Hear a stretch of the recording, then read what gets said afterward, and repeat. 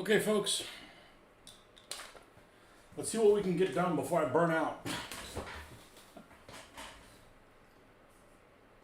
So this morning, because it seems like I'm painting better in the mornings than in the evenings, we finished up this JS2 by Pegasus.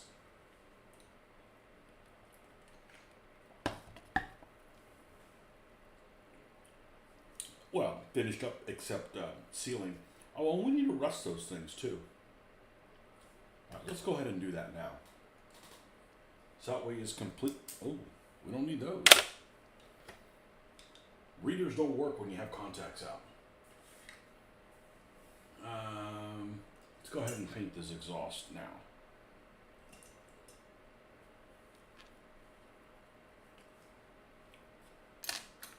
We'll see if you folks cooperate tonight. Hey, it is what it is. I don't have an agenda. I don't have to get this done by a certain time, so.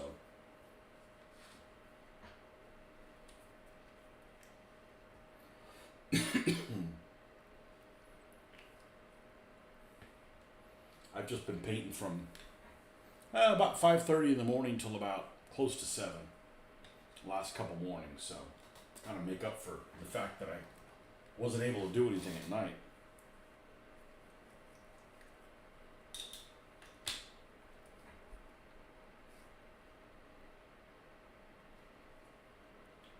$5:30, $5:45, something like that.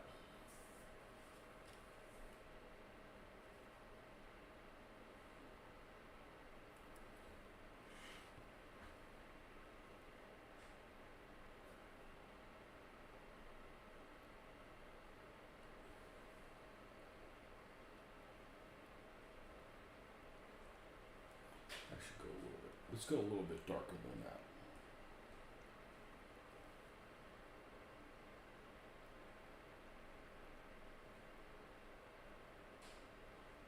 These guys have been sitting on my to-do list for a while. These two JS's.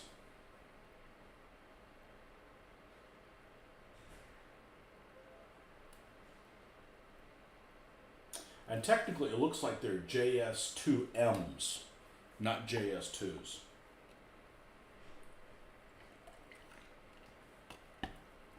Although I'm not 100% sure.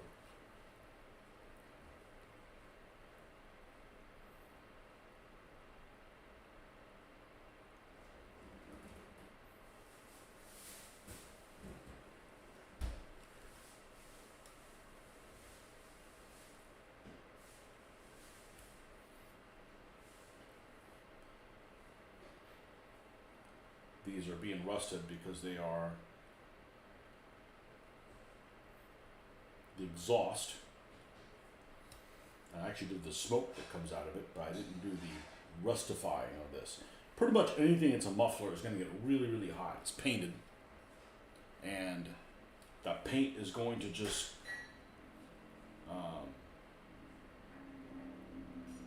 there's that guy on that little mini bike.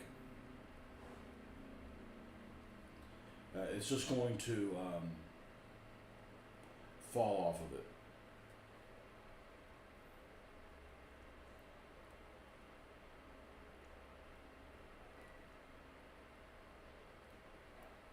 I will not be on tomorrow night. So if you want to say something to my face, you better do it tonight. Tomorrow's Halloween, man. It's handing out candy day.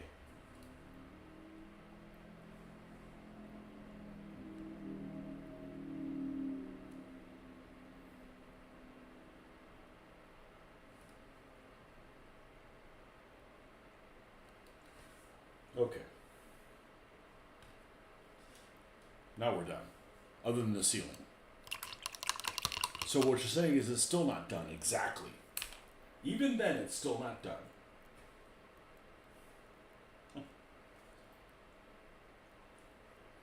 Even then. Alright, did we do the light color? We did not. We did not do Iraqi sand. It's actually working really well to have a small little We'll do the exhaust on this one in a second, but we gotta do the Iraqi sand first. Oh, I don't think we did. Did we? No. Doesn't look like it. I don't like weathering this dark sand. Ah ha ha! It turned out almost about the same, but this one's a little browner. The other one's a little bit more yellow.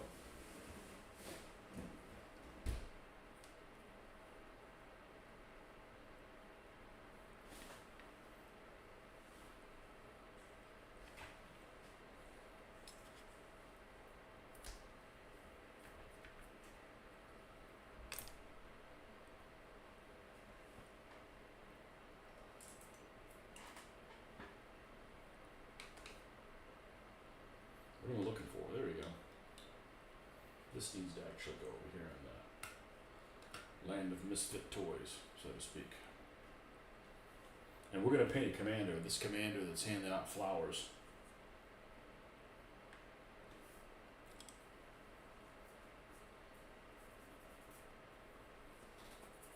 Never accept flowers from a communist.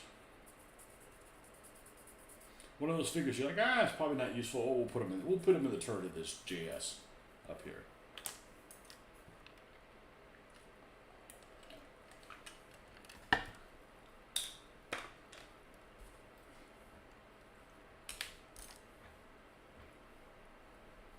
I'm going to go ahead and take some of this that's in here, wasted.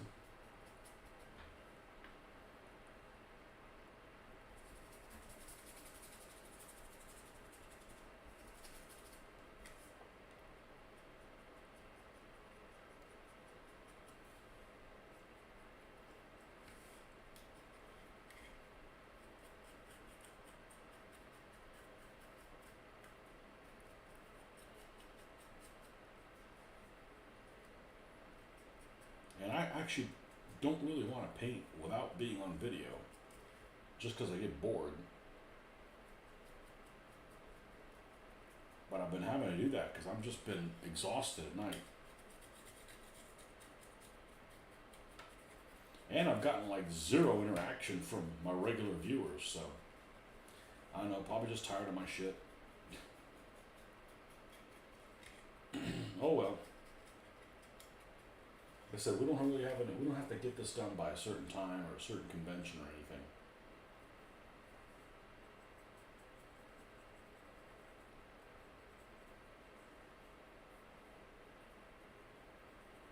That's good pressure for people that are retired.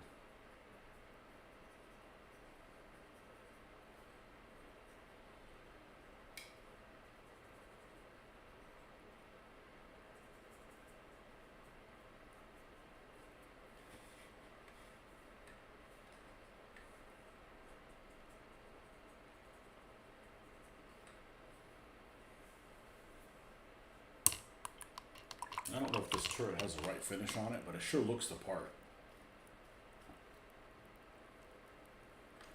Alright. We've not done any black lining on here. So that's what we're going to do.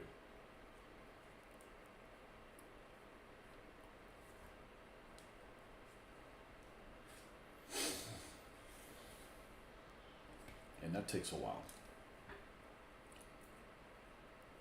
But I actually did find a way to cut a corner. I know, it's unbelievable.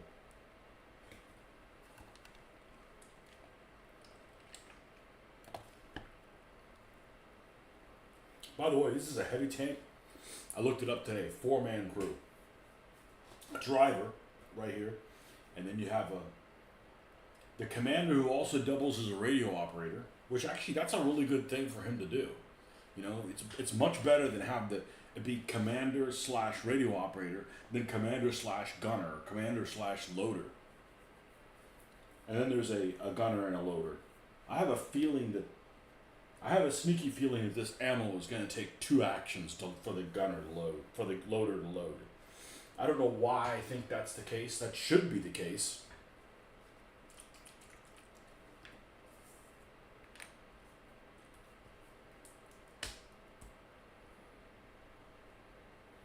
But the rules are just a guide. Once I played the rules the other day with the vehicles, I had the impression that they were going to have a lot more detail than they actually had. So what that means is that's an opportunity to make them a little bit more diversified. Maybe when we get around to it. Now, I'm not running this in a tournament. I can do whatever the hell I want.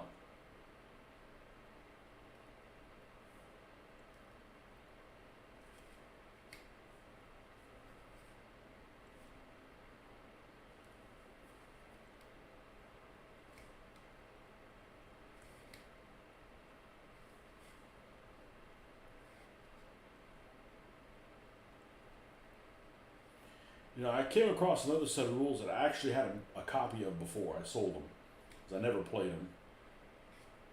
They're the only set of rules. Well, actually, I shouldn't say that. There's two sets of rules that I've come across that appear to have more detail, even more crunchy, than the Face of Battle. One of them is a role-playing game used to be called Phoenix Command, and it came out in the '80s, and it has a lot of freaking detail. And it was normally a modern rule set, but they made some World War II books for it, and I ended up picking them up. I sold them since then. I got them, who knows, on eBay a long time ago, because when I was working on my own rules. You always have this idea, or at least I've always had this idea, that somebody comes up with a rule set or something like that. They have some kind of source that I don't have. You're going to buy a scenario book, or you're going to buy a source, and it's going to be like prophetic. It's going to have some kind of information that you didn't have. That you feel that if you don't get it, you're not getting the whole story. I don't mean about an expansion. I just mean maybe a source of like weapons data or penetration charts or something like that. That is just going to be some, it's going to illuminate your knowledge about the period. And frankly, that hasn't been the case. I'll encounter something and I get it, and I'm almost always disappointed. I'm like, oh, is this all this is?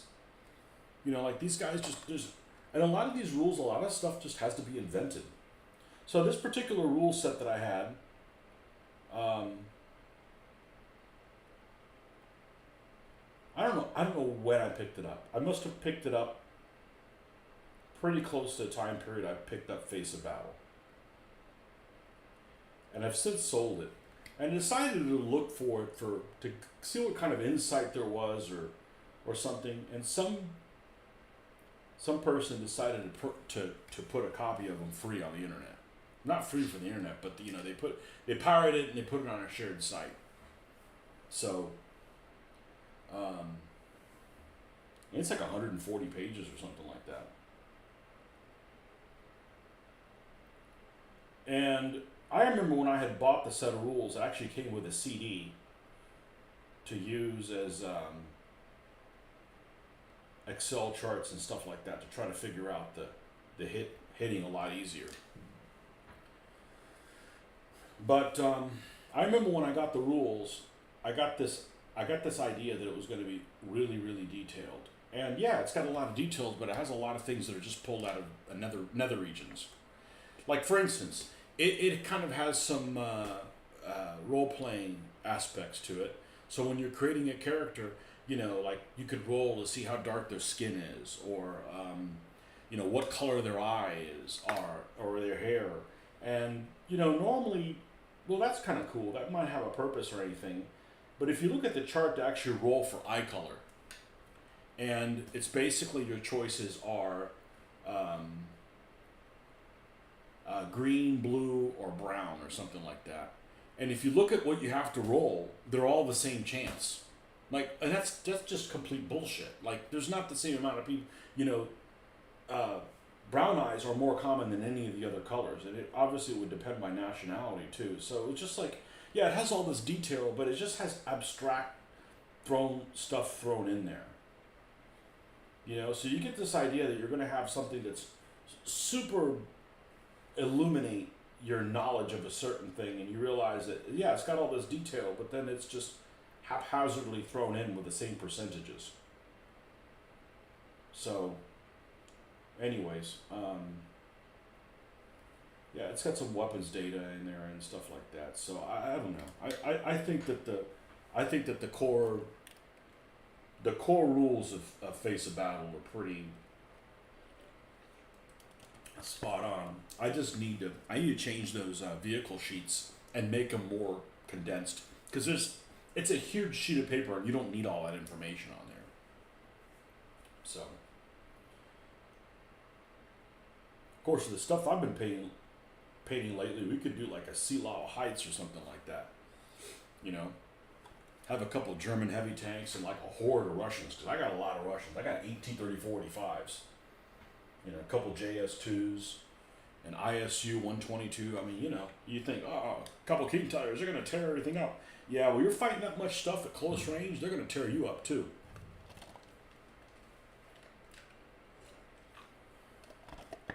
But that might be a good scenario to bring people in on. Because everybody could run a tank or two or something like that. Because the tanks, once I ran the first battle, the second one ran a lot quicker. But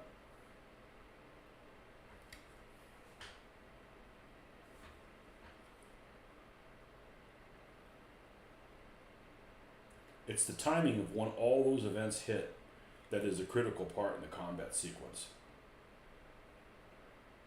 And we had that happen several times in that game. Where, you know, the loader came up, he loaded the weapon, and then he came up again. Well, that was useless. He's not going to be able to get a second round in that turn now.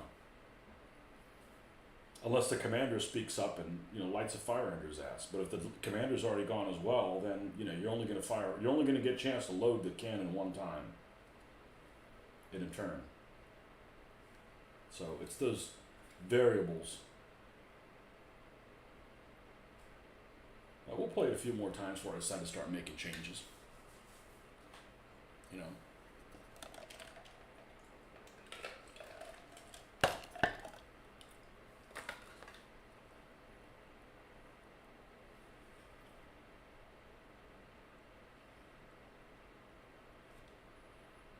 One of the suggestions that viewer Jeffrey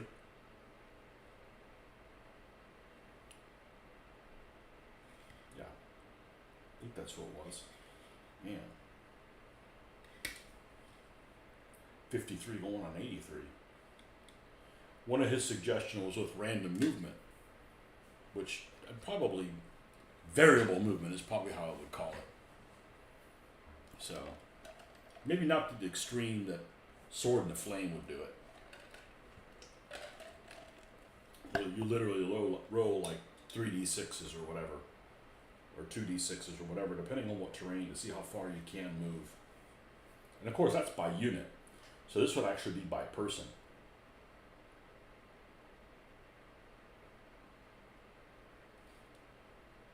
So, you know, in the game, they're able to move 5 inches as a run. So it could be something like, you know,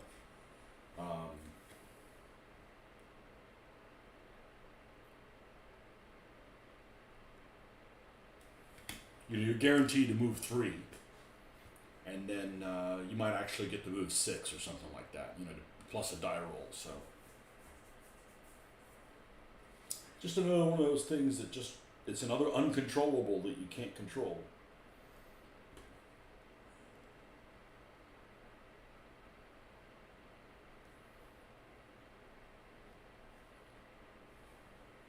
But you know, having those variations of, oh man, I could design a soldier, it could be, you know, green-eyed or whatever. It's like, but your percentage of having it is the same as something else. That's just, you're just fooling yourself into thinking there's that kind of detail, you know? It's like,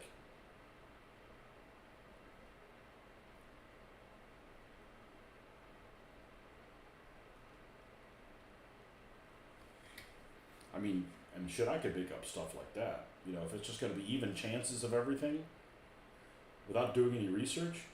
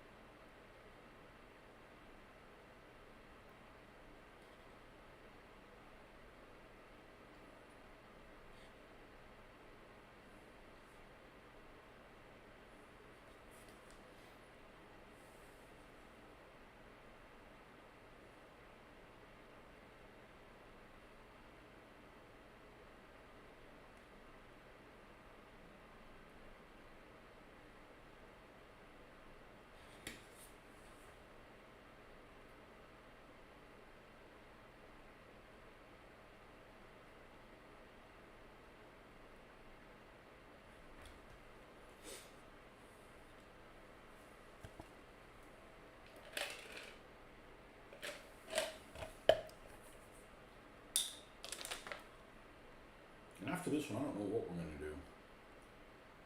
Should do the SU-76s. They're already here.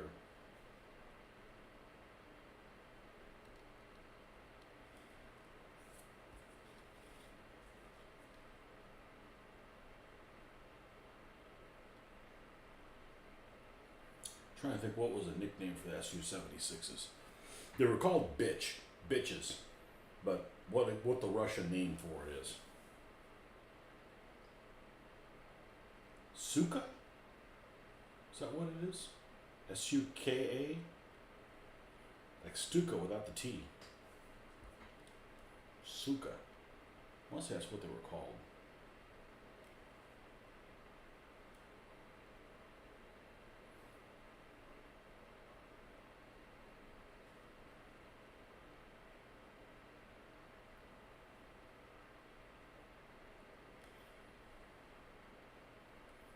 Poor man's artillery.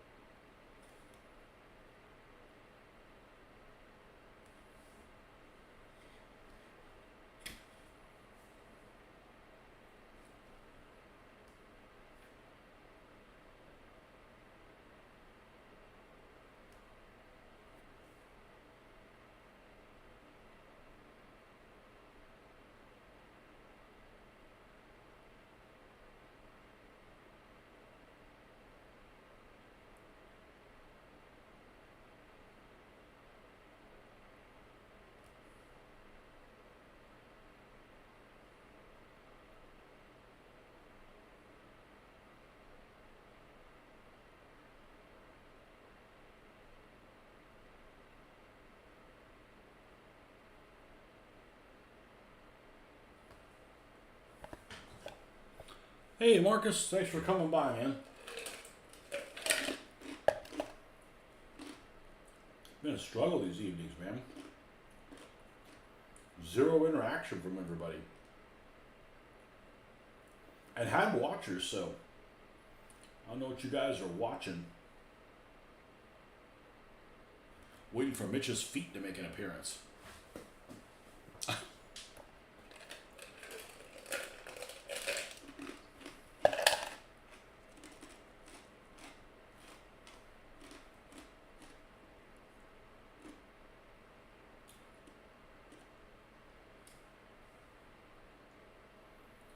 Yesterday, I crashed early.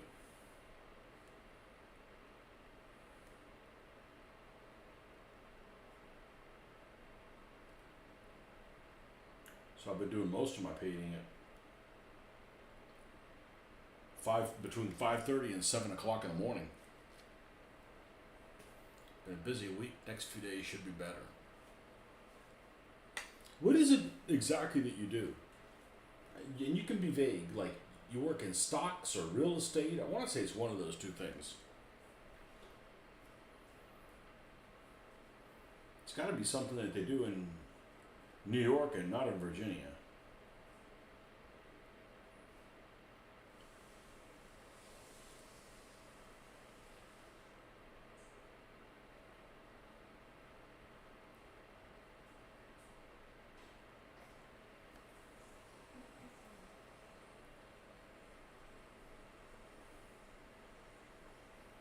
I will not be on tomorrow night. It's Halloween, so I mean I'm not going anywhere, but we're gonna be sitting on the porch handing out candy. At least we think we are. So you finished up your order with Chad. I'll let you know when I receive everything. Yeah, I need to put another order in with him, but I also need to chill out. So I'm not ready to do it just yet.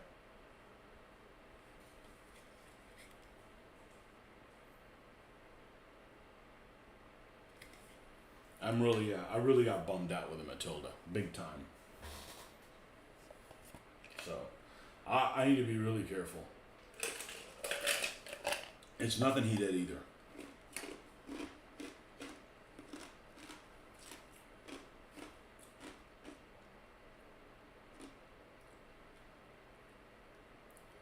But everybody complains that, oh man, the German tanks are so complicated to figure out which version did that. No, the British tanks are more complicated than the German tanks. I guess the German tanks, I expected them to be a mother, and let's face it, I'm more familiar with them because they fought on every front,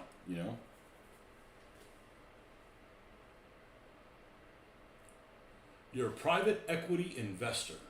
I don't have a lot of companies and I get pretty involved, typically acting as a CFO. Private equity investor. If you want an example, check out our Uhuru design.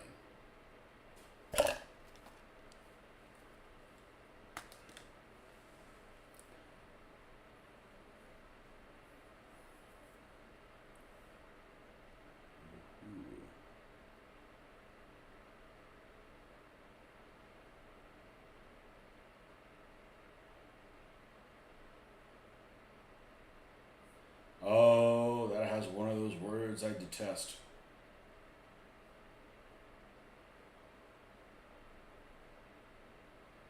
Oh, this is cool.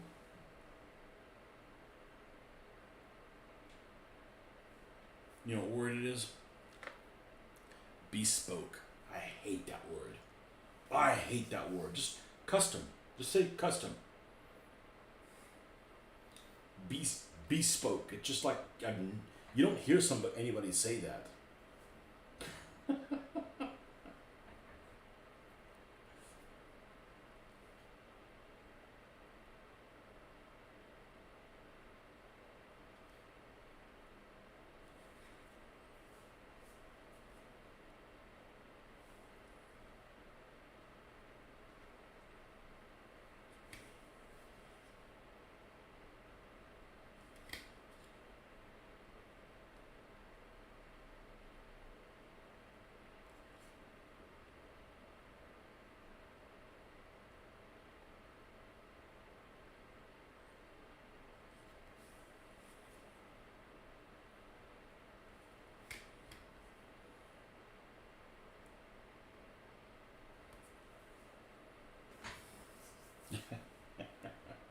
Yeah, you don't get to pick that. Oh, we want it to sound trendy. It sounds like 1700.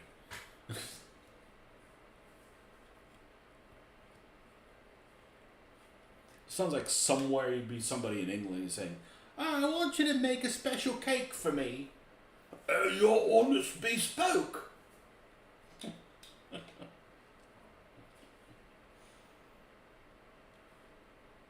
And awkward. It's just an awkward word, that's all.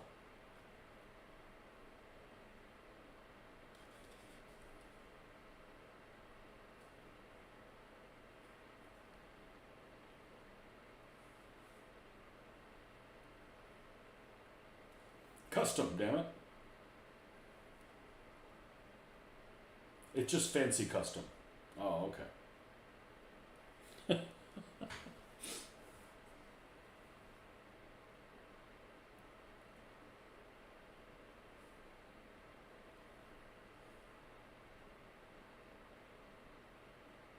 Yeah, so technically this is a JS2M.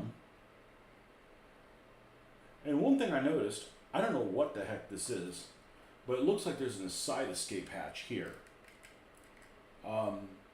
Nobody's escaping out of that. And that may actually be a place to spit out the brass. Because then it could just jam on your running gear. That's not a good idea either. Boy, this tank's full of bad ideas. And you know, what I really dislike about the JS2, and some people, actually I already had somebody disagree with me, it's too small. Yeah, it's a heavy tank. It's got a 122 millimeter gun. Now given it's only got 22 rounds for it or something like that, it's just not large enough. And I think the footprint on it is just fine. It's just a little bit squat. Now that's practical, but you know, let's see how it compares to a KV. I bet the KV's bigger. It's certainly taller. Where's my Russians at? And we're not talking about the KV2. That's definitely bigger.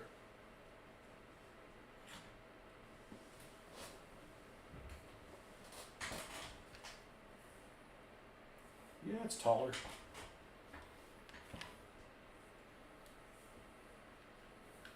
Taller, wider. Well, it's also, I think this is like a 60-ton tank or 56 tons or something like that. This is only 47. Yeah, it's definitely wider. They're both made by Pegasus. About the same length. Damn near the same length. Damn it. Now I gotta do the black wash on this thing. I love these little the big old hex bolts on there. Well, I am starting to do a little bit of weathering on, like, you know, rust, but that's all I'm doing. I'm not going to get crazy rust. And I'm not planning on doing chipping. I'm gonna die on that hill. I don't like how it looks. Even when it's done well by professionals, I don't like how it looks. So I can't like everything. Must have been front heavy. I think so. I think so.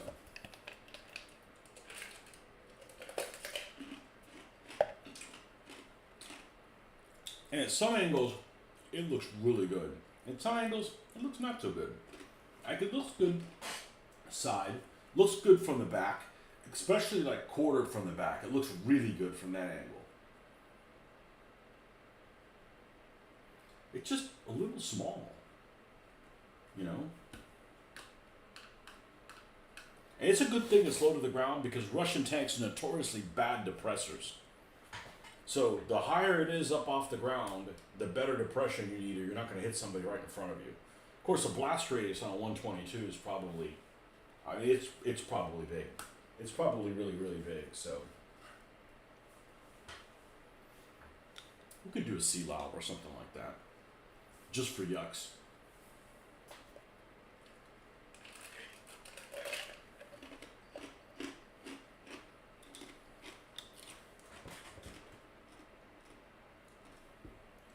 The model meeting theme next month is animal names. So I probably should do the king tiger for that, but you know, I'm not going to base what I'm going to do around an event because I really want that king tiger to be snow worn.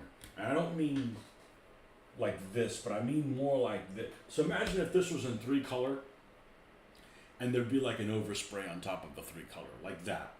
Okay, or maybe even less snow than this, but along that level. That, you know, basically had camouflage, just like, you know, winter is coming, you know. You know, it could be a Hungarian or something like that, but non-Zimmerit. Am I going to base the soda wheels net? What's up next? Do you want any votes? I'd vote to see the guardhouse. Oh, no, I'm not ready to do that. That's just a long commitment. I know you'd like to see it, but I'm kind of bummed out on the basing, and not because I don't believe in it, but I feel like I lose a lot of momentum when I do it, and it's just not very satisfying. You know, you don't get to do any of the cool stuff when you're basing. I did find a shortcut though on these road wheels. I did like a little bit of darkness to it, so I just ended up just putting the whole wash in here. That's what I did on the other one, and then I'll come back and I'll dry brush the same color over. That seemed to work okay instead of painstakingly going over all this stuff. But the basing just, man, it just slows me down. Like, okay, I want to base this thing. All right, well, I gotta put the goop. Okay, I'm done now. I gotta wait around for it to come back, and it's none of the fun stuff.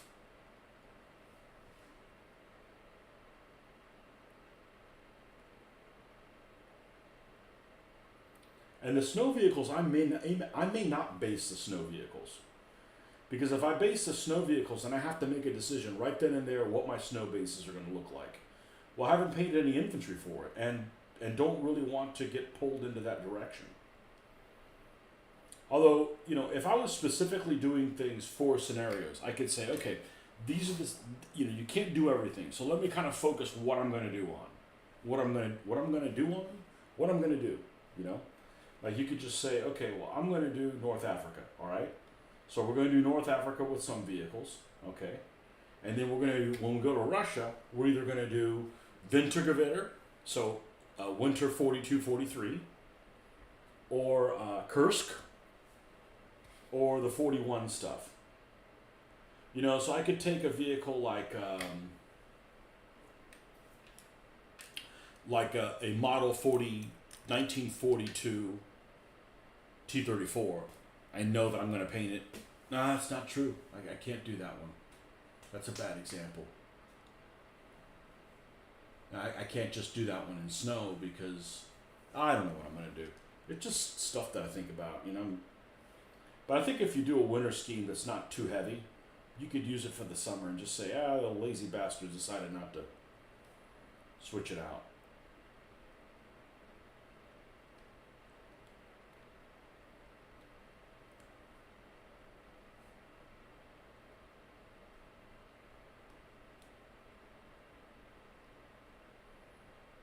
I don't know, just stuff just think about. Because the last thing I want to do is spend a lot of time working on something and then it be a lost cause. Like I'm working on something and, oh yeah, by the way, that's the wrong version of something you're doing. So I wasted my time, You have some Soviets and Germans with winter uniform. I have some Battlefield, I think the range is called Firestorm. And I believe it's like I was going to say it's like Nazis. No, it's like it's SS for the counterattack at Kharkov. But I think they could work for regular Wehrmacht in snowsuits. Meaning, Germans didn't have proper winter equipment in the first winter, but by the second one, they would have some. And that's what I would use them for. I'm not interested in doing SS. If I'm going to do SS, I'm going to do guys in camouflage. That's the whole point of doing it. And if I'm going to do snow of that period, I'm going to do snow where the German vehicles are gray, not Kharkov where they would be a mix. Yeah, Kharkov would be the first offensive that the Germans did with Dunkelgelb. At least the new vehicles.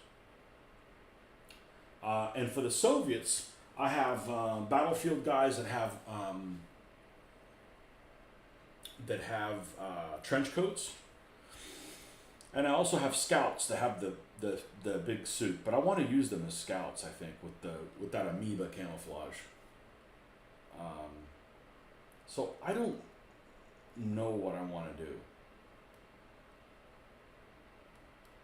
I know I should do all of those things. Well, sure,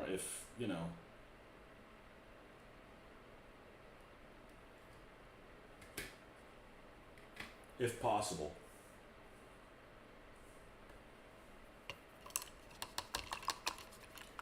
I'm forgetting from the figure deep dive. Yeah, I got Soviets I could make work, but I don't know that I want to use every trench-coated Russian as a snow figure. I probably have 12 of them, 14, something like that. And if you count the padded jacket guys, I got a lot. But I think it's easier to use a guy that's mounted on regular ground in the snow than use some guy who's on a snow stand on regular ground. I think it looks more out of place.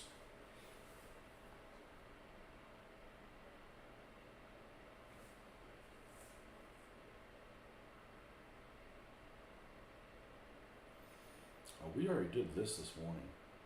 We already went around this. It was select stuff around here that we did not.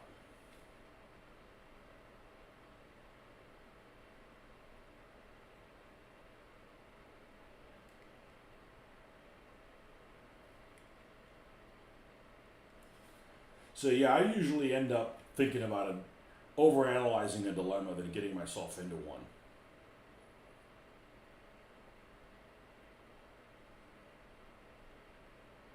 I just don't. I don't know what I'm gonna. I don't know what I'm gonna do with Matilda. I've thought about it long and hard,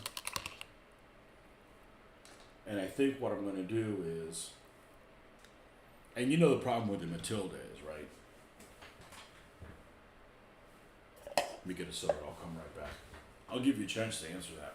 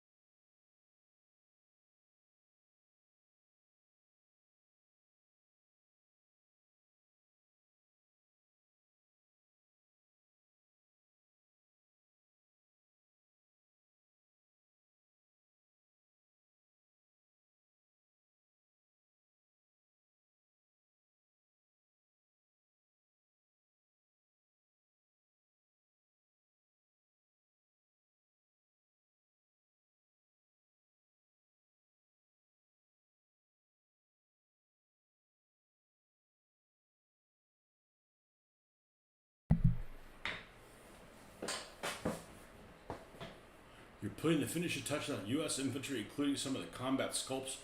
Hope to finish this weekend. I've been really close ordering stuff for the Pacific, like trees, and I need to just. That's a good project for 2025. Hey, Project 2025. You know what that is? Yeah, me going to the Pacific.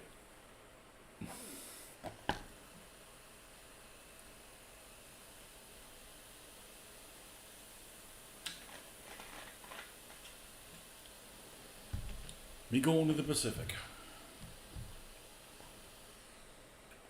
3 people. Marcus and 2 others. I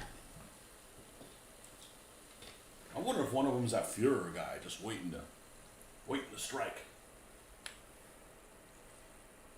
Waiting for me to say Sudetenland and you know, or something, you know.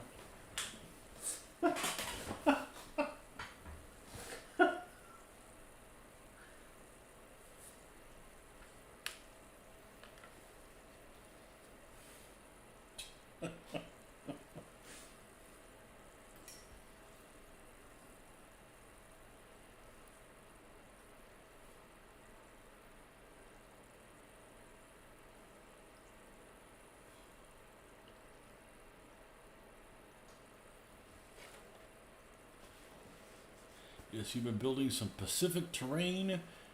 Very beginning for me. Yeah, I'm not going there.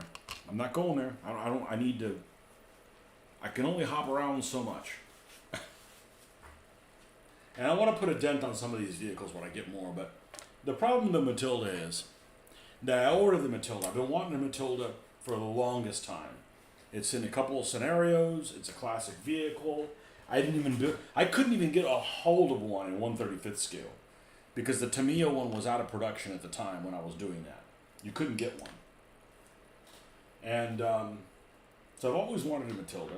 I had them in micro armor, but that's it. So I ordered this Matilda, and in a hurry, I said, yeah, Matilda 2 Mark 4. Yeah, click that one. Well, I didn't realize that after Mark 4, it's Mark 4 with the, yeah, well, Gorgon's fucked. And I'll explain why Gorgon is fucked. And it ticked me off that somebody brought it up after I had the motherfucker painted. Okay? But whatever. Maybe that person will get explosive diarrhea one day at a bad time. But, and it's my own fault. I've looked at too many models that look like crap in the last couple years. Okay? And Chads don't look like crap. But I look at it, and that's like stuck on me, and I'm thinking, oh, well, this is just a rendition of the 2-pounder barrel, thicker, so it doesn't break. I mean, I didn't even think about it twice. But what I did not know, and I consider myself pretty freaking knowledgeable about the Second World War, especially tanks.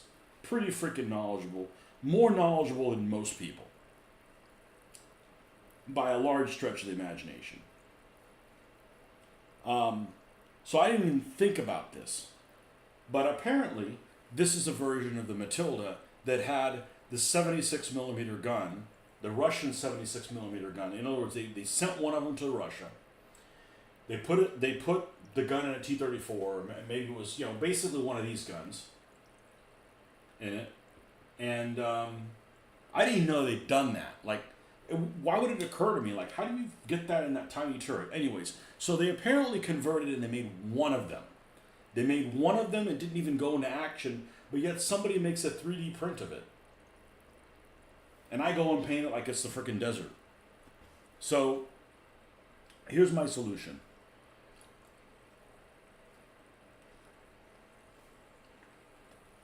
I'm willing to repaint the turret. I'm not willing to repaint the entire... First of all, I don't want a green one. I don't have a use for that vehicle. Just think about it. This is a vehicle that didn't go into action, and they made half as many as they did the Stuart Amils.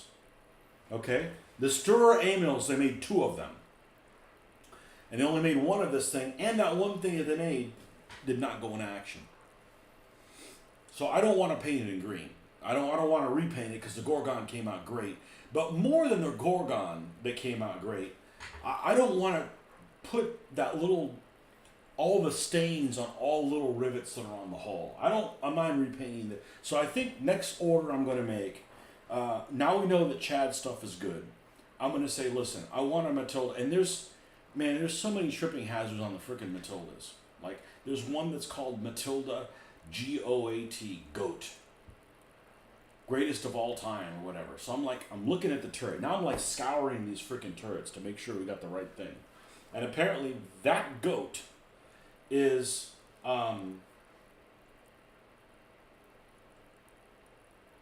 has the Vickers in it.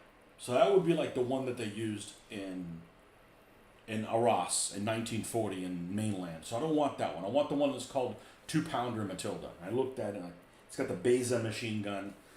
Perfect. So what I'm going to do is I'm going to get some amount of those Matildas with the 2-pounders, probably 2, and then ask Chad, hey, make me another turret. I'll paint that other turret, put it on Gorgon, and if the thing on the back doesn't look right, because the Matilda has, on the grating, it has like this tube that goes around both sides. Well, the one I have only has one tube on it. So I'll compare and make sure that that's the only issue. And if it is, then I'm going to put a Union Jack and permanently attach it onto the back for air recognition, and I'm done. And then I'll paint another turret. The turret's not a problem. I just don't want to go in and do all the freaking dots and stuff. And I'm fine saying, okay, well, I have this turret that, maybe at some point I'll do something with it, but it's a tank that didn't even go into fucking action. Like, why does somebody even make that as a 3D print? Is stupid. It's stupid why they would have made it. I don't want I don't want my Russians using Matildas to begin with. Much less build one that was never fucking used, And to the untrained eye, that's me. Okay? I've never had a Matilda model. I'm not a Matilda expert where I've seen them all the time. Now, if something's wrong with a Panzer III, I'll pick it right up. But anyhow, it didn't bother me until somebody said that, oh, there's something wrong with it. And I'm like, fuck, now you can't unsee it, you know? So, it's a shame because it came out fucking... At least I didn't do counter on it. So now I've got the same thing. I'm asking about this this A13 because this is actually not the A13 I want. Nobody makes the other one I have actually the correct one, I think. Or it's nearly the correct one. I don't know what the... You know, wargaming is significantly British. And the British have a hell of a time getting these freaking, their own tanks into public consumption. I don't know what the problem is. It's not like these British vehicles aren't cool. You know, this is nearly the correct vehicle. I want this vehicle with a Beza machine gun in it. This has the other one. This looks like crap compared to the Matilda. It just tells you I've been improving, so. Not like crap. It doesn't look as good. Yeah, we don't have any black dye. Well, we could refurb that as well. But Chad's material is incredible. It's a lot more durable than this Chinese thing. But I want this vehicle, you know, not for this price. This was almost $20. You know, and it was really difficult to take it apart. You had to take parts on and glue it and that kind of sort of thing. But I want this vehicle with a Beza machine gun in it. And this one has a different turret. And I'm not so sure that very many of these made it to North Africa, if any. So we're going to solve that before I waste my fucking time painting them. I'll tell you that. I'd rather just not paint it. Paint it for like France or something, even though I'm zero interest in doing France. And you think the French vehicles weren't a long time in France. The British weren't there very long either. I know, but you Brit motherfuckers can't make one. You would think that would be... Okay, wargaming, okay? Wargaming is 75% you guys, okay? I mean, it's a British thing, I think, okay?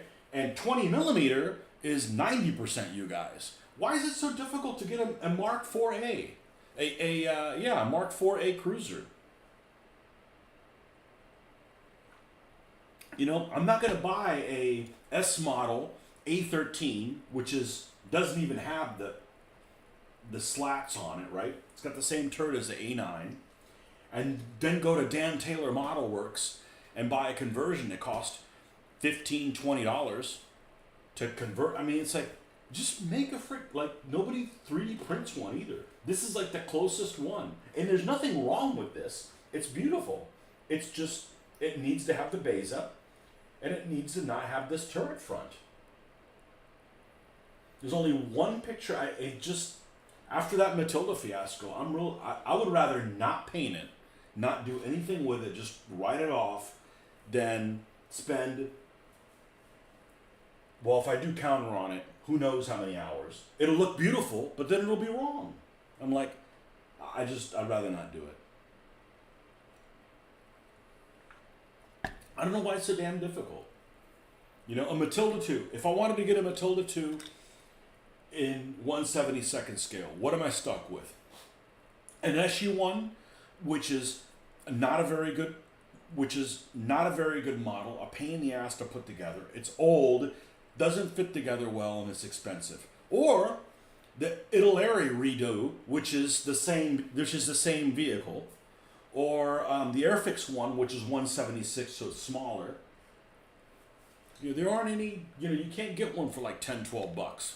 You know, they're like double that. And it's like, they should be everywhere. Everybody likes a Matilda.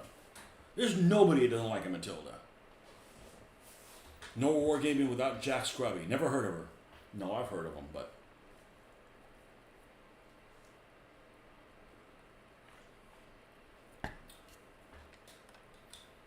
I don't know why some things are just so damn difficult to get, you know? Like, why isn't everybody making Matilda? These guys... I mean, this is like the pinnacle of Britishdom. This is like, the British were the only ones that's, you know, the Nazis like, you need to give up. And they're like, fuck you. We're not going to. right? And you push us into the desert, and we're going to still keep fighting. If it wasn't for them, you know, you could say anything about the Soviets or the Americans that won the war or something like that. But if Britain would have just caved, there would have been no little footprint for everything to go off on. So I'm definitely not one of those that poo-poos the British involvement, you know. Should have stayed out of the first one, maybe, but the second one, nah, they're definitely needed for the second one.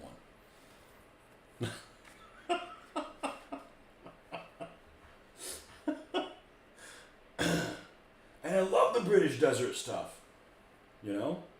At the end of the war, I don't like the British stuff. It's all painted green.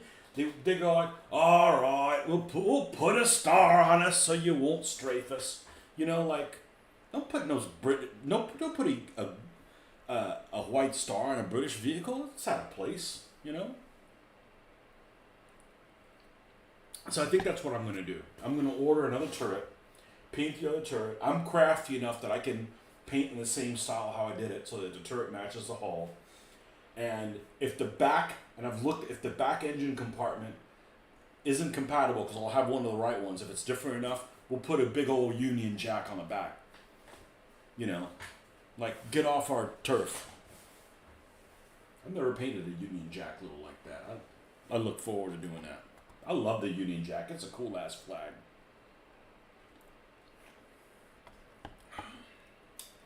My people didn't have a problem with the Union Jack. It's when you just had that silly red cross on a white background. Then we didn't like you guys.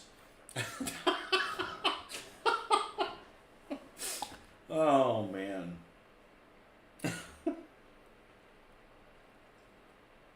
And then we can keep the bottom of Gorgon. Because Gorgon's great. And that's what I'm going to do with the rest of my British desert stuff. I'm going to see what the trend is. And we'll paint stuff according to that. It doesn't look non-British to me. The turret doesn't look non-British. And you know, if I was only going to have one Matilda, okay, I could deal with it, right? But I gotta have 4, and it's just gonna look, you know. Why would they even know the British? The figure turned out well. That was my first garb, and it's got long sleeves too. So we'll rip that antenna off. It's wire. We'll reuse the antenna and move Gorgon with a different turret.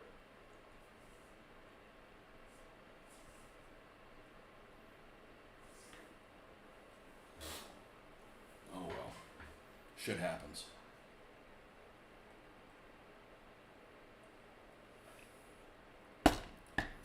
Measure twice, cut once.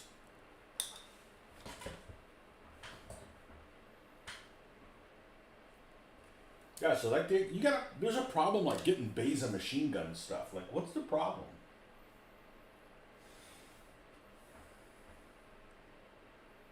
Now his 2-pound, the one that says 2-pounder Matilda, I've looked at the model. It has a Beza on it, and it's not Chad's fault because I told him what I wanted, and I just didn't.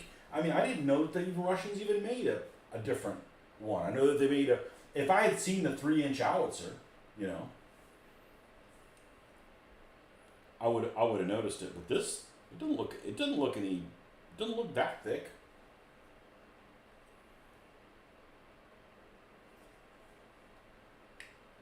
So I don't mind wasting my time on the turret and not using the turret for anything, but I don't want to not use the hull. That's a lot of little rivets that I decided that took a while.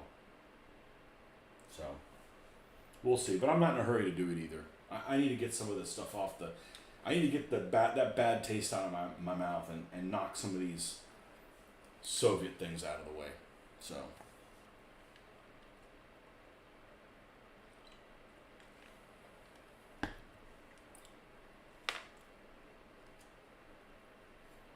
And yeah, I could use this version for a German one. I'm not going to do a German one.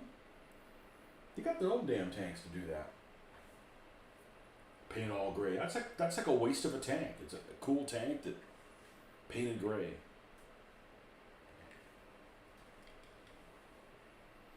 Get some wearaboo to paint that.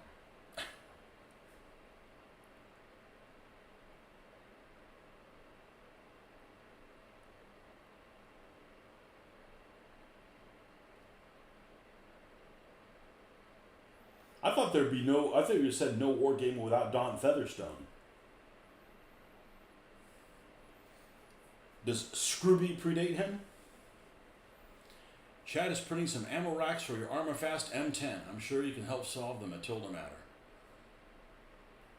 Yeah, well, I just get another turret. That's all. I don't want to waste my time having painted the bottom. So, you know, if this looks too out of place with only one of these cooling things, like hey, you have the two cooling things for the desert. Fuck you. We'll put a big Union Jack back here, and the ITIs can go fly one up their ass. I like flags anyways.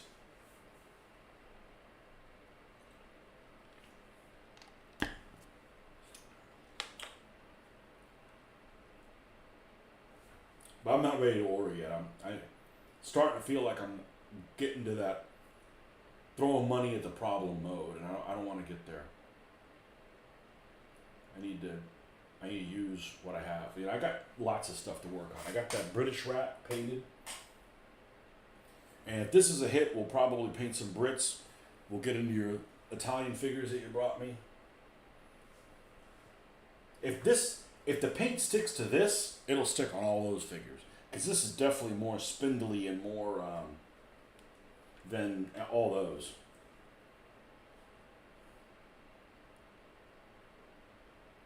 It's really that bayonet is the spindly part. But I think I primed him and he got harder.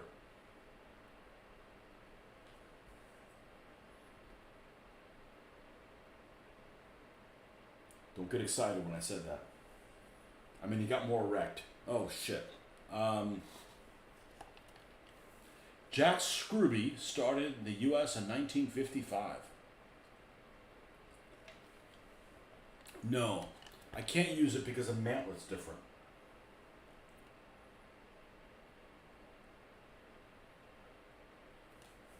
And then it's got me scared, like, I don't want to get the ones from S Model.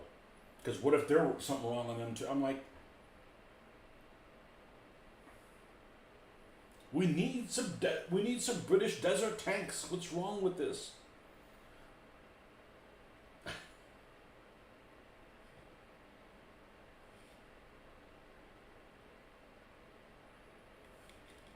I don't know why it's so difficult. It's so difficult to get British tanks. Meanwhile, the German tanks they make, you know, like the ones they only used on Tuesdays on, you know, but like this Matilda, why would they even bother making it? It's they only made one, didn't use it in combat. I mean, at least that tank that they use in Finland, what is it? That big Russian tank that they used in Finland. That cool looking thing. I can't remember what it's called right now. At least it went into combat. I didn't know that the Russians went and put that kind of a gun on it. You can't. Nobody can fit in there. And the ammo.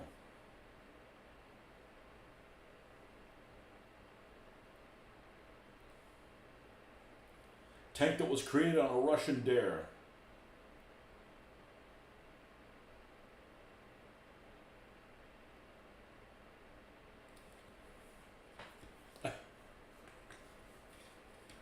Oh well, that's my rant. But it's my own fault. It's my own fault for not being careful.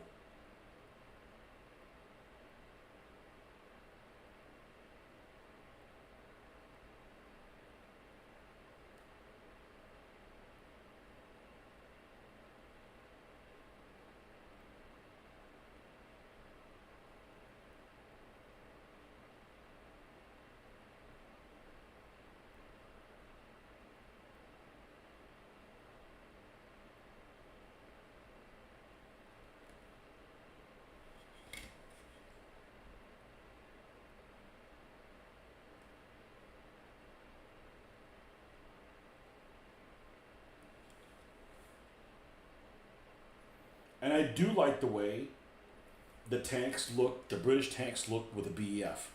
I like that green and the dark color camouflage. But would they have them for a fucking week? You know, I mean, unless you do like a what if phony war, like they just weren't there. I mean, you know, I mean the matchup is good against the Germans. I mean, they can damage each other. It's just I have no interest in doing that. It just didn't go on long enough. Joseph Morshauser was a contemporary, but he used gridded tables.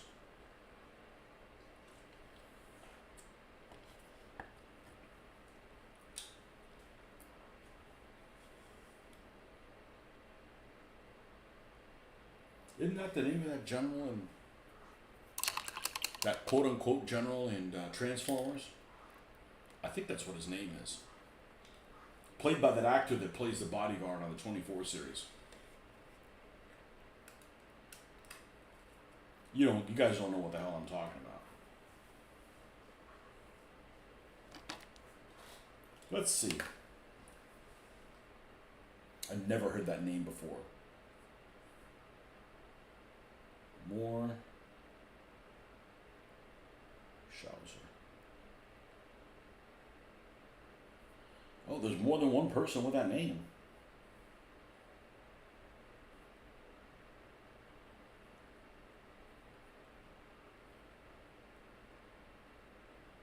More Schauser's miniatures. What? Get out of the city.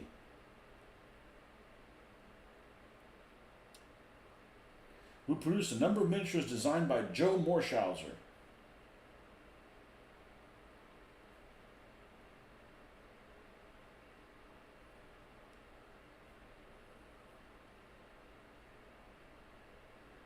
They actually look pretty decent, but sailing ships just, every ship looks the same.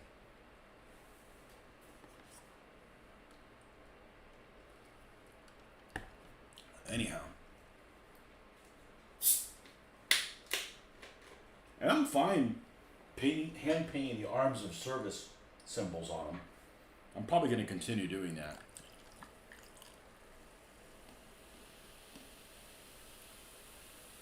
I don't want to paint a jerboa. That needs to be a decal. Hey, jerboa. Ah.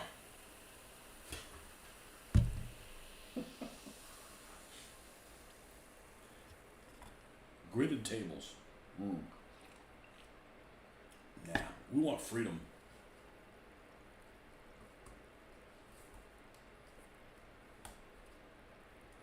Okay.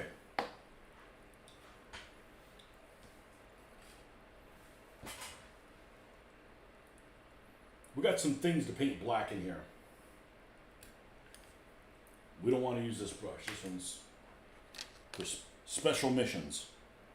How are we on battery? 66. We better charge this thing.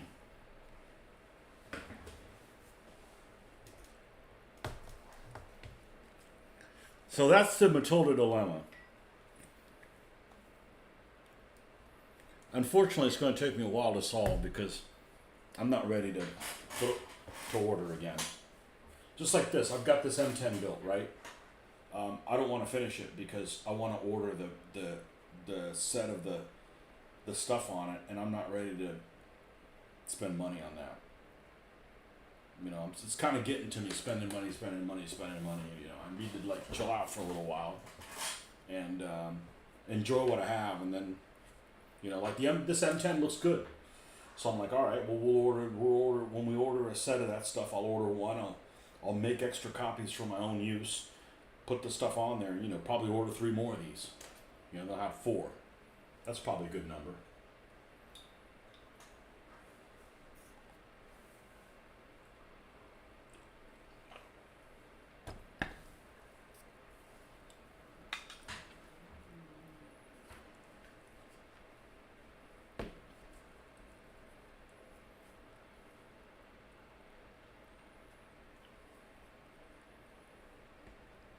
It's kind of like when you're not on a diet.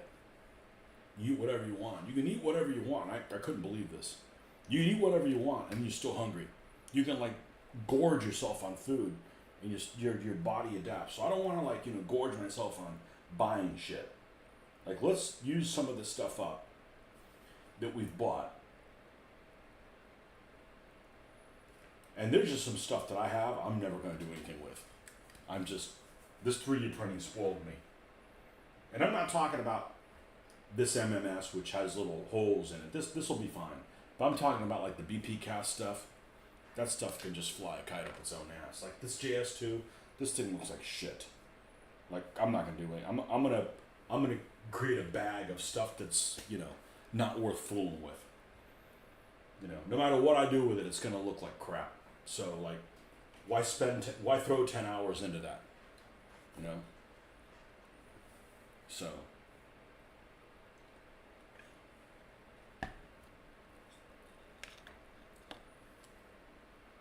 Not the Skytrex vehicles, they're fine. But like just it's like deformed, like it's been in a fire.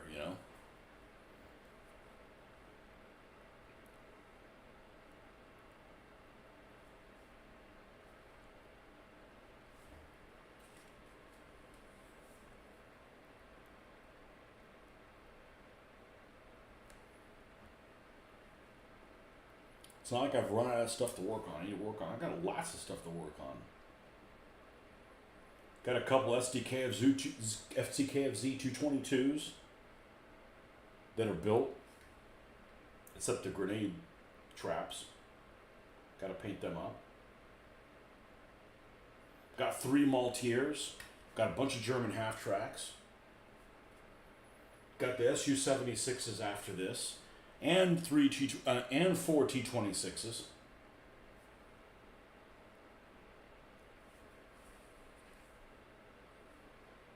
Two T-34 SG Model 43s with the cupola.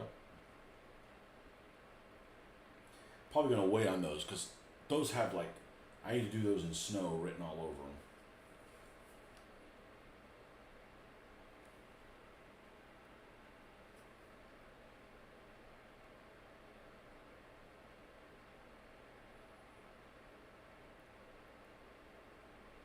That's why I didn't order the commanders for the Italian tanks. I'm like, man, I want $10 here, $20 there. It's like it was just starting to get to me. So that's why the M113 the M1139, we just finished it, left it with a hatch open, moving on. We'll come back to it and do the markings when we do the commander for it. Let's knock out some of this stuff that we have.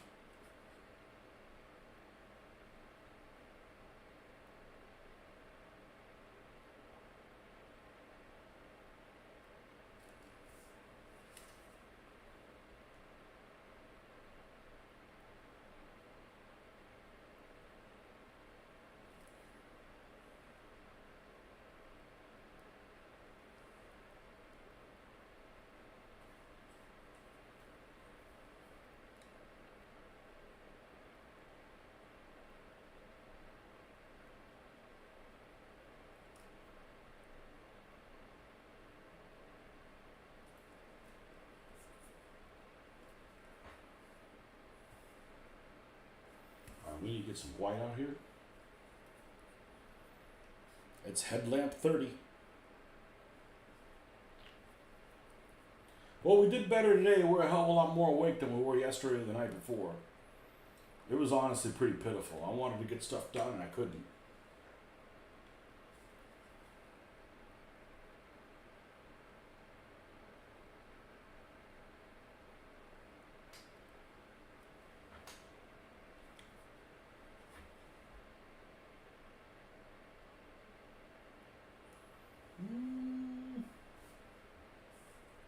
It's darker than that.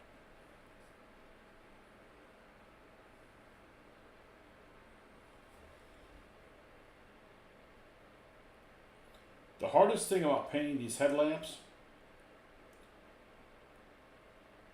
is getting the color that you want to make the darkest.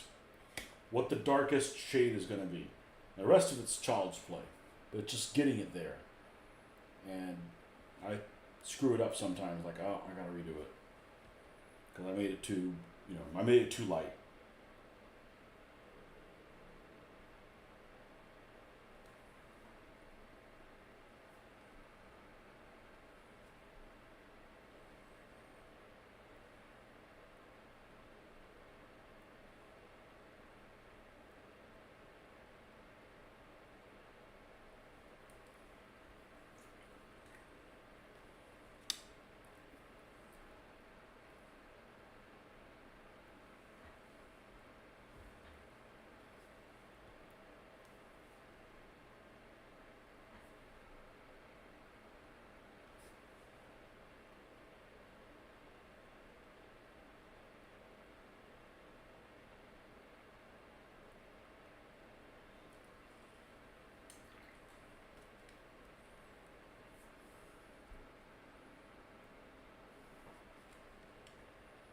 I gotta go check on something in just one moment. I'll be right back.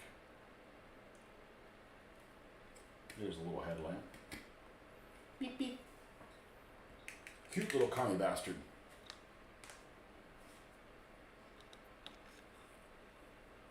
Be right back.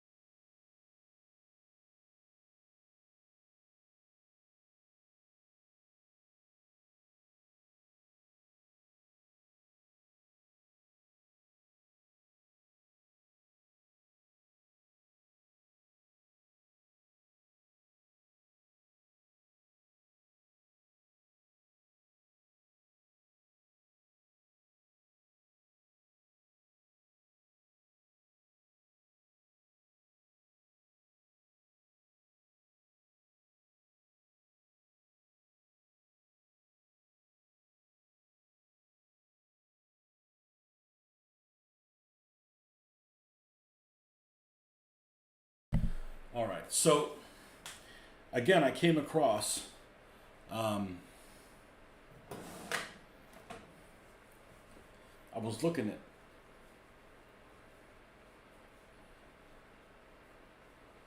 I was looking at this one 3D model. I was thinking, okay, what could I use this for if I got it? So I go on to like on the way 172nd or whatever. And there's some super anal retentive people on there, which I can respect, but they're not anal all the way around. Because they'll be like really specific about certain stuff and like vague for other shit. Like I was looking at this article. This guy had this step by step of how he was going to. He took the fenders off of this Sherman tank, and he was making them out of photo etch. And he actually got solder in there and soldered the two pieces so there was solder between them. Like, man, this guy's really detailed. And like, you know, he's cutting these boxes off and making these boxes out of like sheet styrene and like all kinds of stuff that I could like appreciate. And he goes to paint them, he paints it like a child. I'm not like saying he paints it like a child, but it just like lacks any depth whatsoever. It's like all this detail that he put on there, it's like lost. You know, so I'm like, I'm more of a painter, you know, like I don't mind building that stuff on there, but at some point, you know, you got to be happy enough with what's on there. But, you know, go through all that trouble of like manufacture all that stuff, and then just like, it was all like one shade, like, you know. But You probably didn't enjoy painting it. I do. I enjoy painting stuff. And making some of these, those details that are on here come to life, If they're there and you don't make them pop, you just kind of, why add all those details if you can't see them?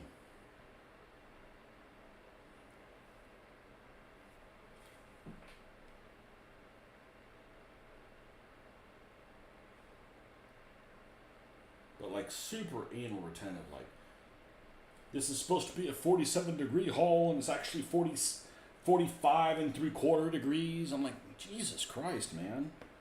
You're never going to find a model that's perfect. You're never going to find a model that's perfect.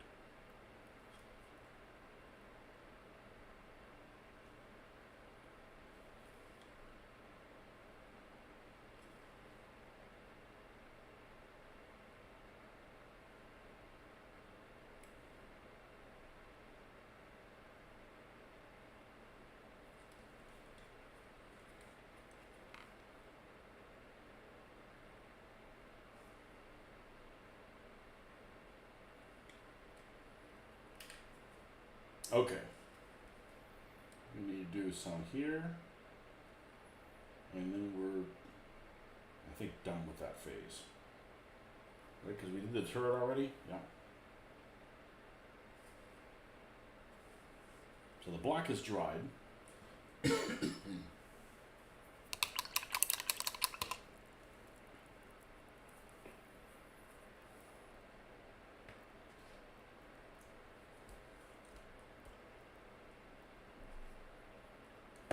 think we're going to use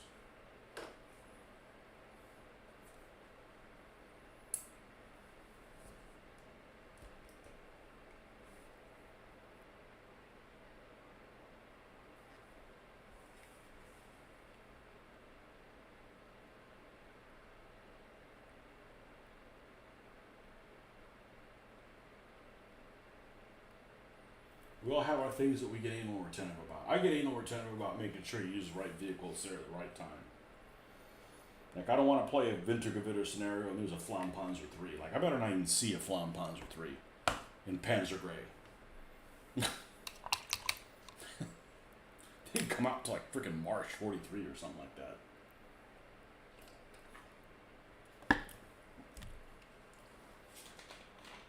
So I'm big on availability of different things.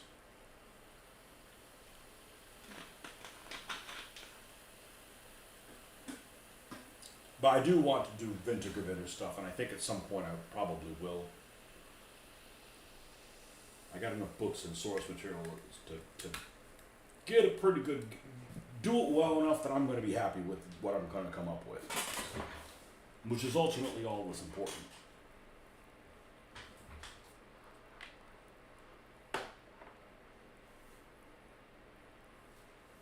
All right, gotta go. Enjoy Halloween. Hope to catch you over the weekend. Oh, I'll be here. You too, man. Beware of those trick-or-treaters in New York City. You never know when it's Halloween in New York City. They're always dressed up.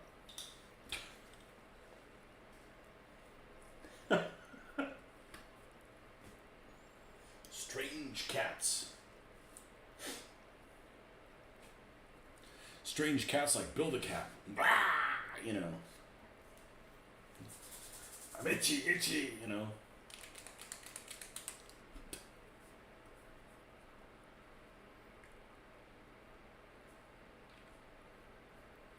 Soft tone. I thought about mixing some orange in with the soft tone.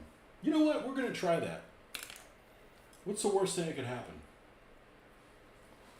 Not necessarily for this, but for like the winter ones. I think it would stand out. You know, look okay. So let's grab an orange that we have that's just poke yourself in the face orange. How about this one? This is apropos. This is like sunburst orange or something. Fiery orange from Games Workshop Mark 1. This is a Citadel Mark 1 paint. This thing hasn't been opened since before any Gulf Wars.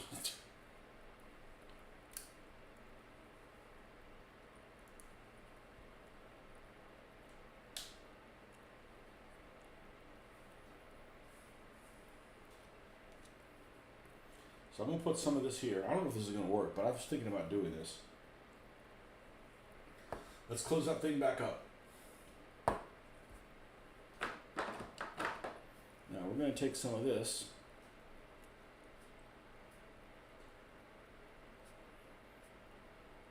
Yeah, that pigment's pretty damn strong, so.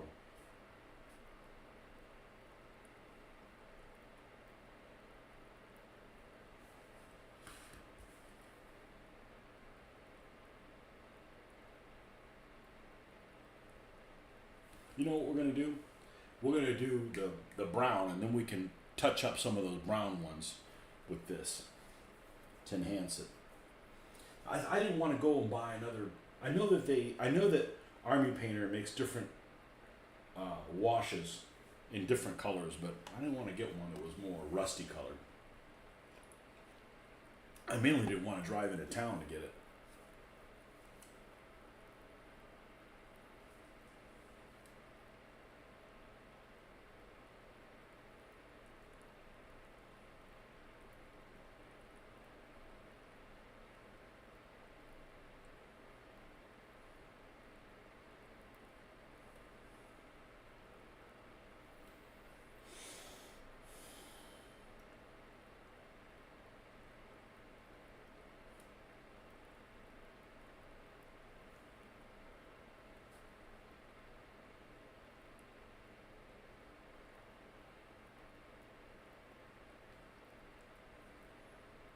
Yeah, at this point, you guys have done a good enough a job today to keep me on task that I'm certainly going to have, if I don't have the momentum to finish this tonight, I'll be able to in the morning.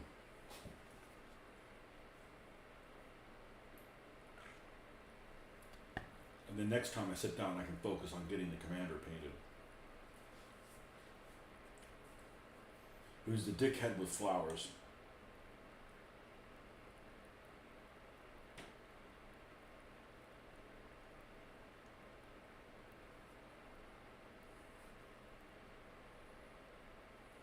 Flowery dickhead.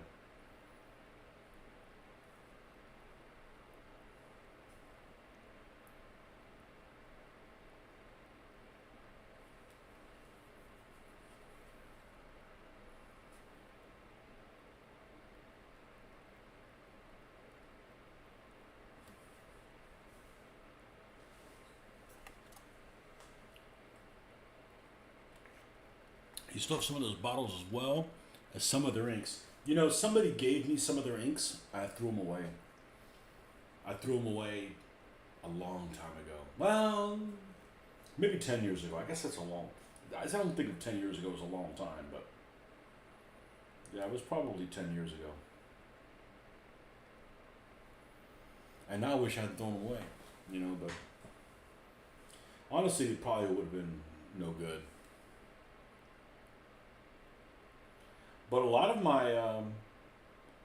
my Germans, because at the time when I was building this stuff with my friend, I was doing Germans and he was doing Soviets, and all of my Germans were painted with Games Workshop paints for the most part. You know, and mixing them and stuff. Games Workshop paint or Cote d'Armes. I can't do that anymore because the Games Workshop paints are, you know, dead. But like this color here, this was my collar color for my Germans. Dark Angels green. It's perfect. And yeah, they used, I like the collar tabs dark green on the Germans.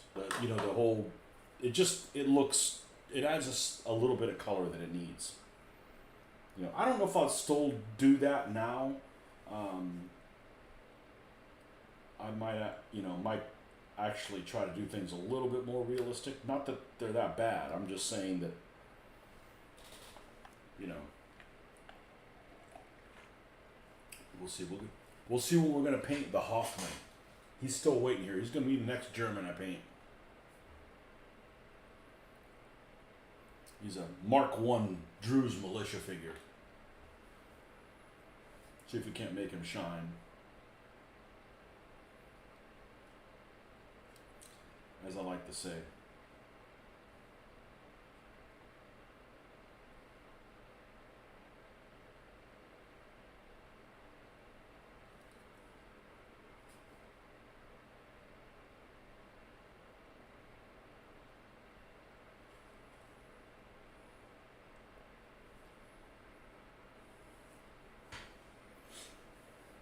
But I always liked the Games Workshop paints.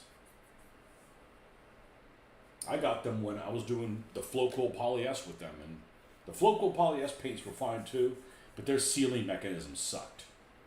So this sealing mechanism is incredible, which is proof why these are all alive.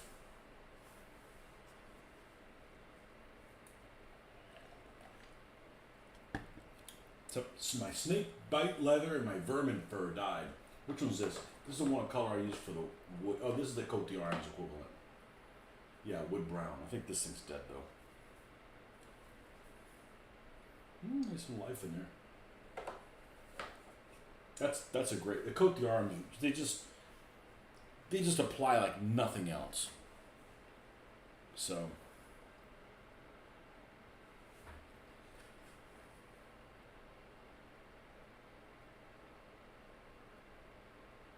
But we're doing stuff that we wouldn't be doing if we were still doing ancients and medievals. And you know, I learned stuff doing ancients and medievals that I would have not known had I not done them first and then gone back to World War II. So, but the big difference is, and somebody said this to me that I forget who it was. They were saying, "Man, you paint a lot quicker in 20 mil than you do 15." The problem is that I can jump around however I want with this. I'm like, you know what? I'm done with this. I want to paint my SU-76. And I go paint the SU-76.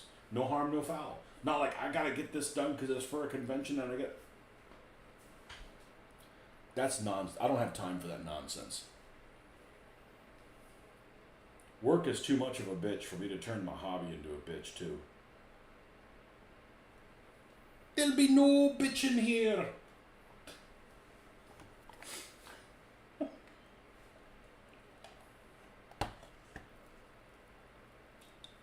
So I have literally the freedom to do whatever the F I want.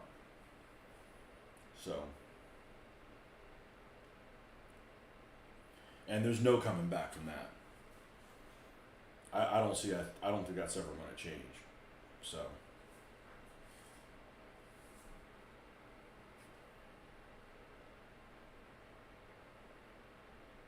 And I'm painting more often than I was before.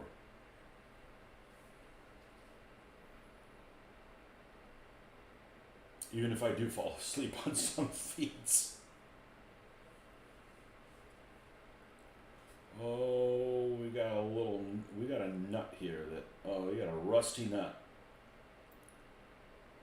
I bet that's something in the Urban Dictionary. I'd look it up, and I know it's crude, so I can't read it to you. Alright, I gotta look it up.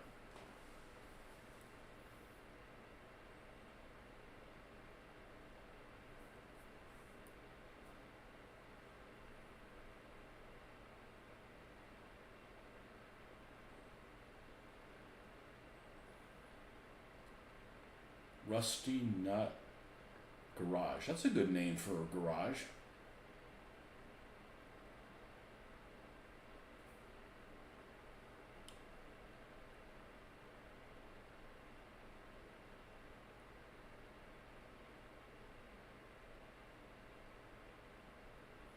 Yeah, I swear they just make up stuff on that. They just make shit up just to be... They make up stuff that hasn't even been invented yet.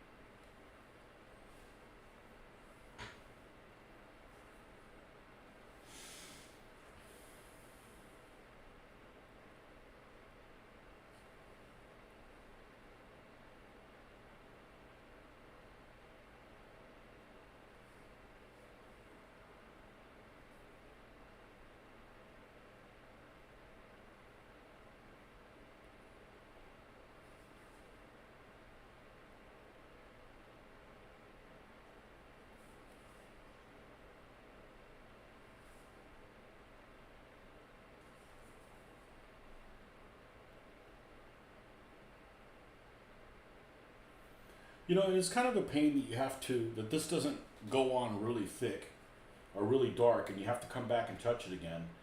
But it does allow it, if you don't like how it looks like, you didn't create something like super detailed on it, it's a problem for you. You can come back and fix it. Alright, let's rinse that off. Do we still have some of the black here? We do not, because we applied it straight from the bottle. So let's grab this.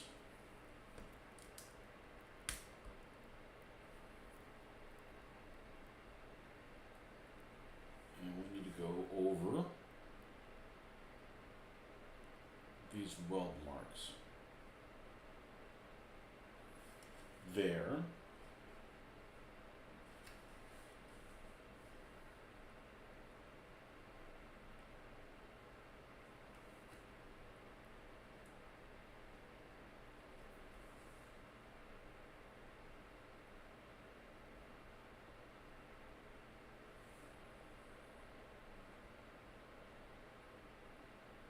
Okay, we already did that. We need to do the shovel. Of course, we got to do the big MG on the roof. She's out here somewhere, isn't she?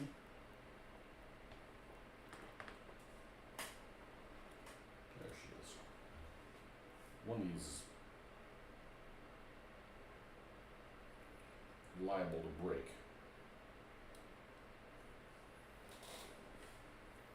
That one's really shooting up in the air like I just don't care.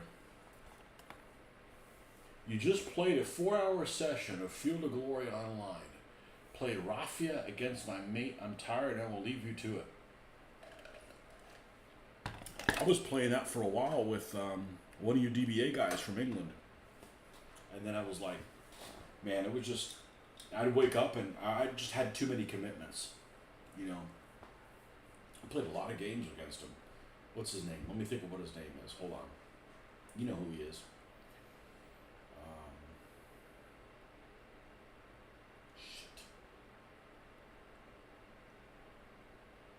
Murgatroyd. Yeah, I played 40 games or so against him. Had a good time. There's things about Field of Glory I like. There's things I don't like about it, but there's things that I like about it.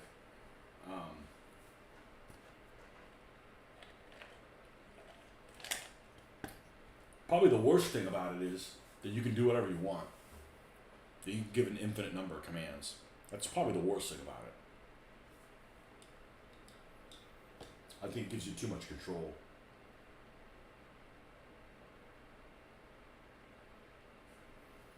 Alright, we need to get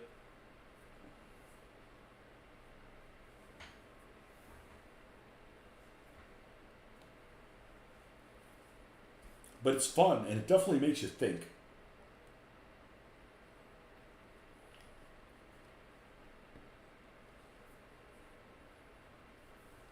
But it was just too much of a commitment to just sit there and wake up and you gotta do your turns and I check multiple times and I can't work on my other stuff if I'm doing that as well.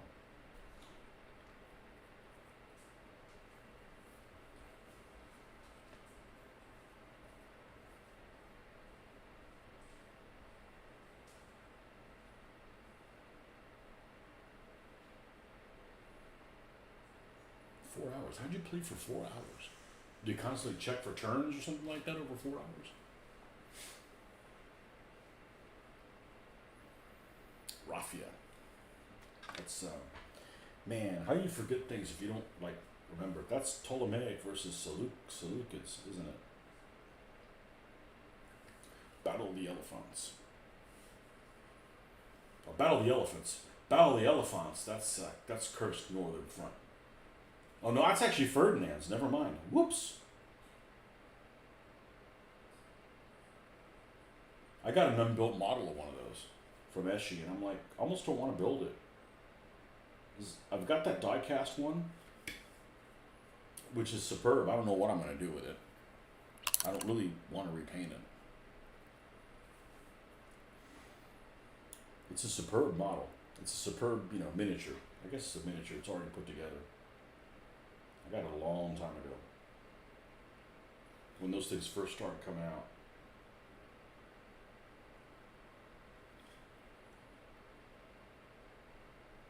So if I build another one, it's gonna look like ass next to that one. Because that's a dragon and the other one's an Eshi.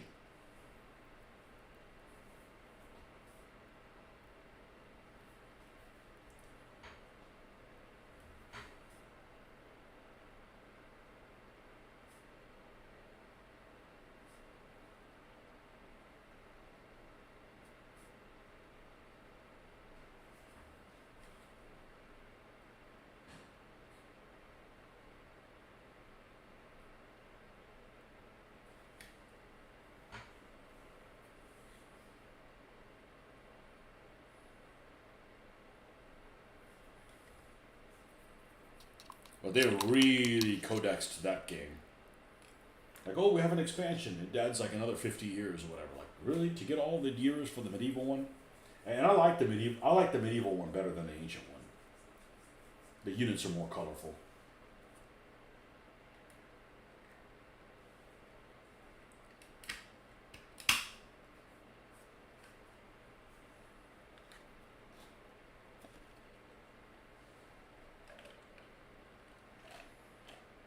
Alright, we need to mix up some Russian green, which should already be out here, and black.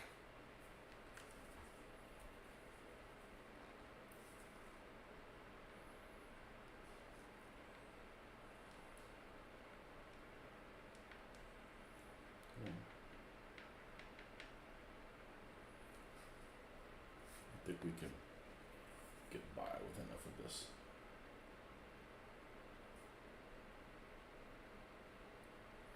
What we can is we need more of this.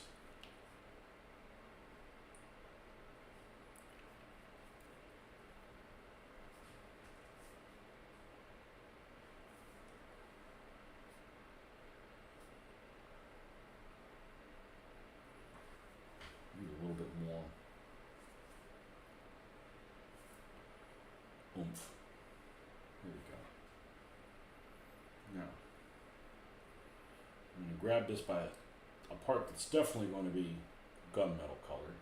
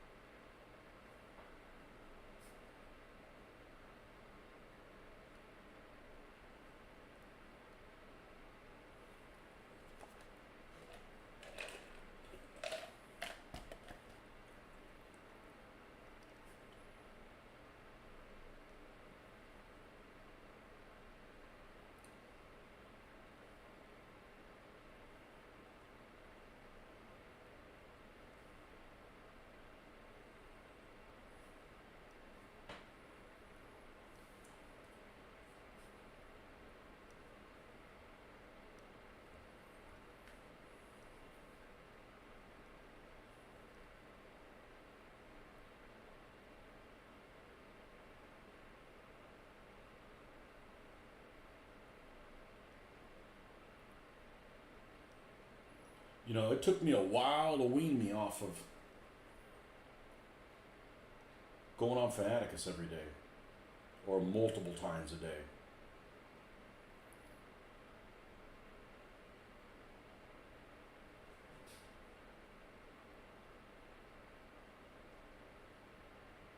Took a long time.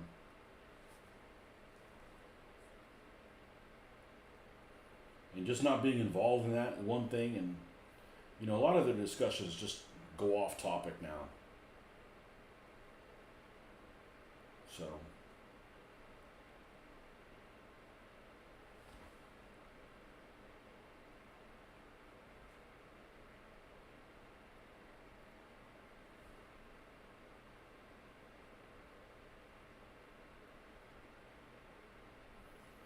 just like the miniatures page, man. I used to be on the miniatures page multiple times a day.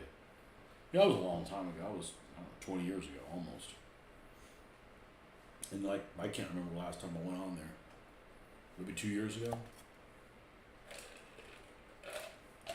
The interface is so hard to find stuff in it. And there's so many trolls on there that are just like, let me just be a dick to get attention. I'm like, man, I ain't got time for you. Attention dicks.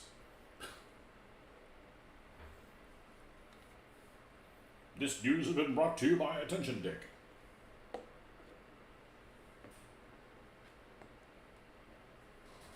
Although I still would like to know who came up with that. Anything larger than 20 millimeters playing with dollies. Oh, fucking classic. I need to give that guy an award. Give him an award that's named after himself.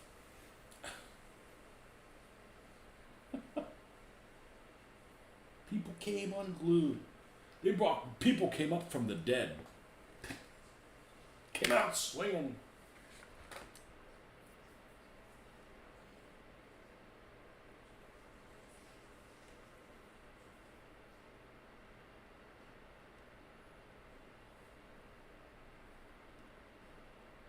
Yep, there's still people that go on there. I think it's outlived its usefulness as far as I'm concerned.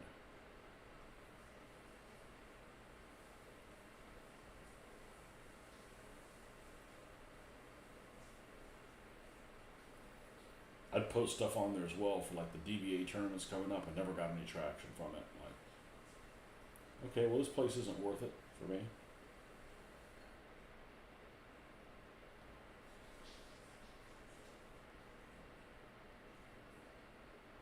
And it was this other like news group that seemed to be relatively popular. And somebody, was one guy I know was on there all the time, and I'm like, he suggested that I try it. I can't remember what it's called right now, but it's just not worth my time, man. It's just hard looking through a news group. You know, that's what Facebook is really good for. Like, I want to like post this picture on here. It's easy to do. You go to like a bulletin board or something, you got to go on a hosting service, and I'm like, I'm not paying for a hosting service. You know, it's just like super clunky. All I want to do is post this picture and, you know, share with the community. You know, maybe it'll inspire somebody. You know, you make it difficult for me to share my information. I'm like, I'm just not going to do it then. You make it that difficult, you know. God, what is the name of that? What is the name of that group? It's like for all periods. I posted a couple things on there and just didn't get really any traction.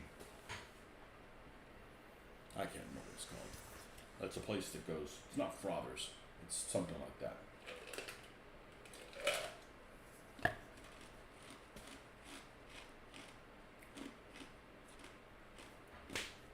Can't remember what it's called. It's relatively popular, but I'm like, the days for that are just like gone. It's just too difficult to like post pictures.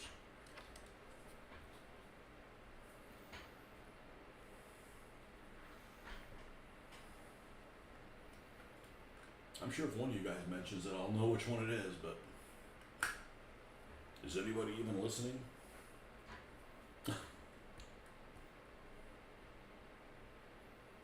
Joke's on you guys. You did enough of a good job that I'm almost done with what I wanted to do here. Of course, now I'm going to go crazy thinking about what that site is.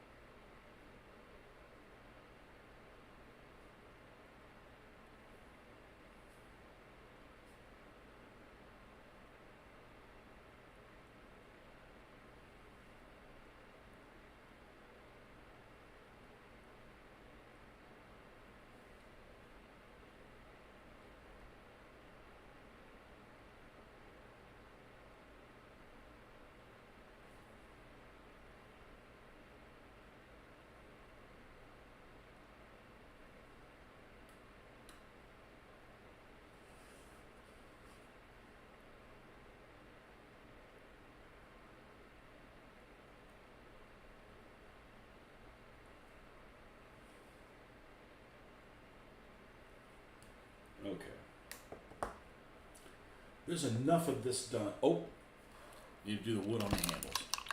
There's enough of this done now that I'm comfortable stopping, because we did enough of it to make me feel good about having accomplished what we did.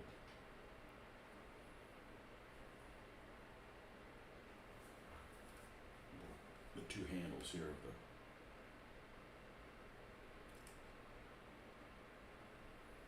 So tomorrow morning, all I gotta do is paint that commander.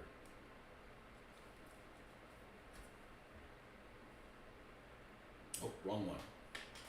This guy. The flower child. Soviet flower child.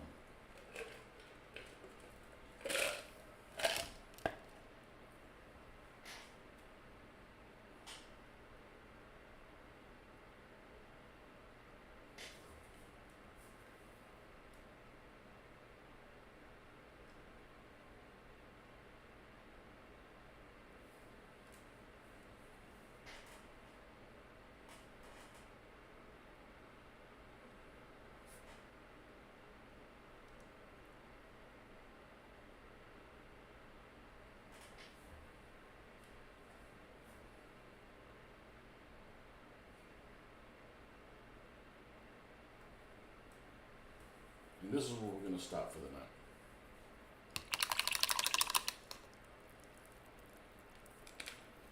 We got some little bit of detail work to do on it, very little.